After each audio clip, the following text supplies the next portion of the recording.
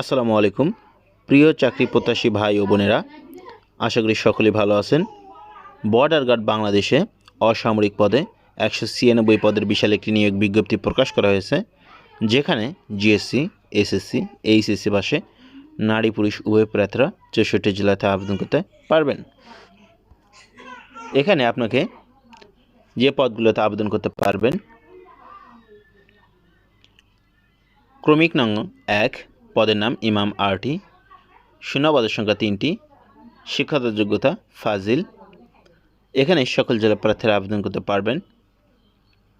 2 নম্বর যে পদটি আছে, পদের নাম পরিবার কল্যাণ পরিদর্শিকা। এখানে শূন্যপদের সংখ্যা 3টি, শিক্ষাগত যোগ্যতা এইচএসসি বা সমান পাস থাকতে হবে। এখানে কোনো স্বীকৃত বোর্ড হইতে ন্যূনতম জিপিএ 3 পয়েন্ট সহ মাধ্যমিক স্কুল সার্টিফিকেট বা এসএসসি পরীক্ষা উত্তীর্ণ হতে হবে।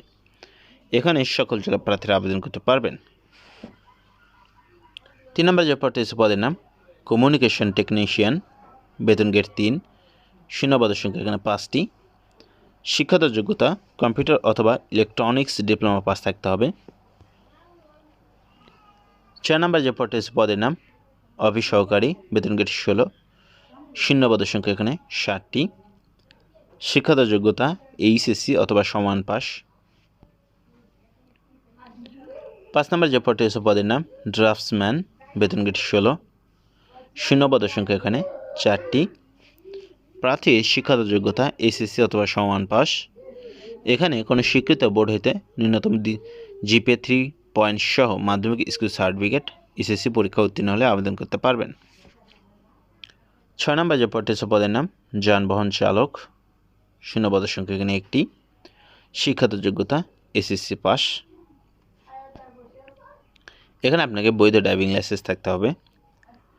7 নম্বর যে পদটি আছে, পদের নাম কার্পেন্টার, শূন্যপদের সংখ্যা 60টি। এখানে শিক্ষাগত যোগ্যতা জিএসসি বা সমান পাস।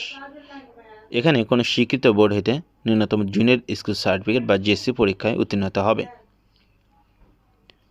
8 নম্বর যে পদটি আছে, পদের নাম কমিউনিকেশন টেকনিশিয়ান, বেতন গ্রেড 4, এখানে শূন্যপদের সংখ্যা 23টি, শিক্ষাগত যোগ্যতা এইচএসসি বা সমান পাস থাকতে হবে। এখানে কোনো স্বীকৃত বোর্ড হইতে বিজ্ঞান বিভাগে ন্যূনতম জিপিএ 2.50 সহ মাধ্যমিক উচ্চ মাধ্যমিক সার্টিফিকেট এইচএসসি বা সমান পরীক্ষায় ন্যূনতম জিপিএ 3 পয়েন্ট সহ মাধ্যমিক স্কুল সার্টিফিকেট এসএসসি বা সমান পরীক্ষা উত্তীর্ণ হতে হবে।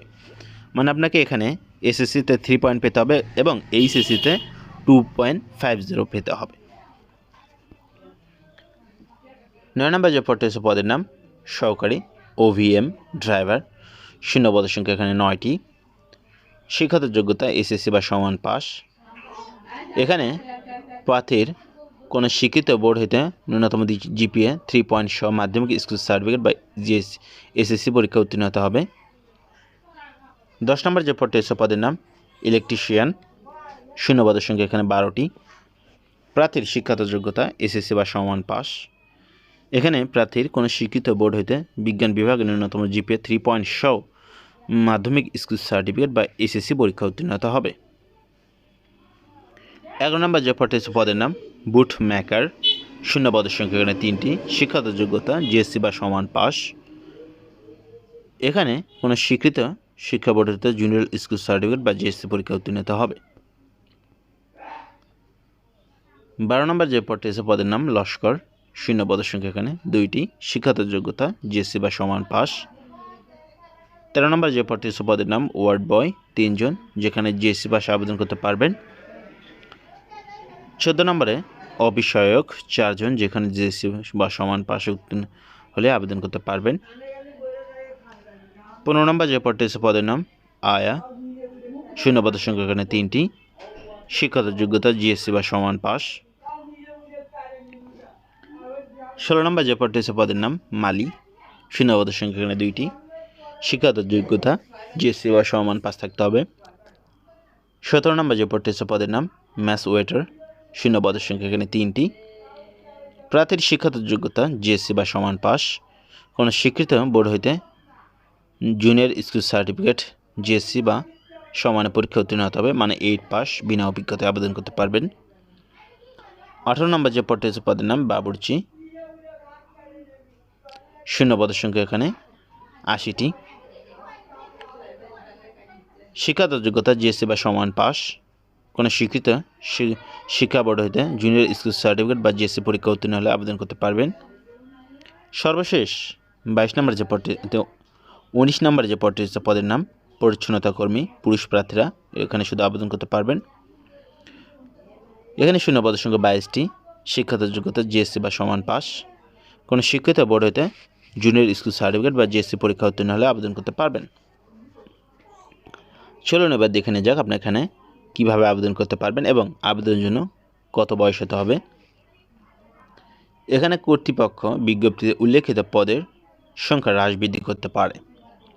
প্রার্থীর বয়স 1/10/2024 তারিখে সাধারণ প্রার্থীদের ক্ষেত্রে বয়সসীমা 18 থেকে 30 বছর, তবে মুক্তিযোদ্ধা, শহীদ মুক্তিযোদ্ধা ও বীরাঙ্গনার সন্তানদের বয়সসীমা 18 হতে 32 বছর পর্যন্ত শিথিলযোগ্য। উল্লেখ্য, বয়স গণনার ক্ষেত্রে এফিডেভিট গ্রহণযোগ্য নয়। বৈবাহিক অবস্থা, বিবাহিত অবিবাহিত উভয়ই এখানে আবেদন করতে পারবেন। নিয়োগ, পরীক্ষা কেন্দ্র ও তারিখ। আবেদনকৃত প্রার্থীকে নিয়োগ পরীক্ষার কেন্দ্র ও তারিখ বিজিপি রিক্রুটমেন্ট ওয়েবসাইট ও মোবাইল ফোনে SMS এর মাধ্যমে জানানো হবে। এখানে রেজিস্ট্রেশন, বিজ্ঞপ্তির ক্রমিক 1 ও 3 নং অনুযায়ী পুরুষ ও মহিলা প্রার্থীগণ, এখানে বিজ্ঞপ্তি বলতে বোঝানো হয়েছে এই যে এটাই আছে, সার্কুলারটা আছে 1 নম্বরে এবং 3 নম্বরে রয়েছে প্রার্থীর বয়স। এটা অনুযায়ী এই জয়েন্ট বর্ডার গার্ড bgp.gov.bd এই ওয়েবসাইটে প্রবেশ করে 4 আগস্ট 2024 তারিখ হতে সকাল 10টা হতে 17 আগস্ট 2024 তারিখ রাত 12টা পর্যন্ত অনলাইন আবেদন অথবা রেজিস্ট্রেশন কমপ্লিট করতে পারবেন। এখানে আপনাকে রেজিস্ট্রেশন বাবদ কত টাকা দিতে হবে এটাও একটা দেখার বিষয়।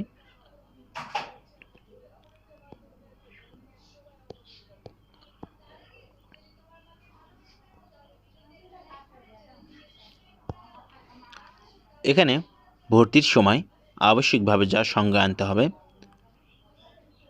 শিক্ষাগত যোগ্যতা সনদপত্রের মূল কপি সহ সত্যায়িত ছায়াকপি, সংশ্লিষ্ট বিদ্যালয় অথবা শিক্ষা প্রতিষ্ঠান প্রদান কর্তৃক অথবা অধ্যক্ষ কর্তৃক শিক্ষাগত যোগ্যতার মূল প্রশংসাপত্র সহ সত্যায়িত ছায়াকপি ও জন্ম ঠিকানা তারিখ উল্লেখ থাকতে হবে। অভিভাবক কর্তৃক প্রার্থীর চাকরিতে যোগদানের সম্মতিপত্রের মূল কপি সহ সত্যায়িত ছায়াকপি, সংশ্লিষ্ট পদে কাজ করার বাস্তব অভিজ্ঞতা সনদের মূল কপি সহ সত্যায়িত কপি। যারা অভিজ্ঞতা রয়েছে, যে কয়টা পদের জন্য অভিজ্ঞতা চেয়েছে সে কয়টা পদের জন্য এখানে ইউনিয়ন পরিষদ অথবা পৌরসভার চেয়ারম্যান অথবা ওয়ার্ড কাউন্সিল নিকট হতে বাংলাদেশি স্থায়ী নাগরিকদের সনদপত্র, যাকে বলা হয় চারিত্রিক সনদপত্র।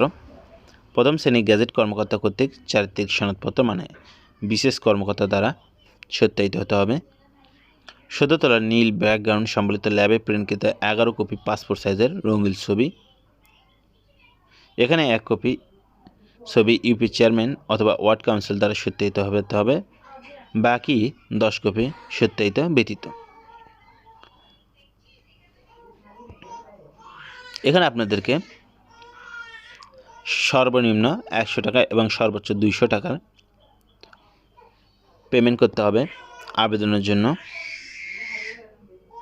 এই সার্কুলার সম্পর্কে আপনাদের কোনো প্রশ্ন থাকলে অবশ্যই সেটা কমেন্ট বক্সে লিখুন এবং আপনি যদি আমাদের চ্যানেলে নতুন হয়ে থাকেন অবশ্যই চ্যানেলটি সাবস্ক্রাইব করুন।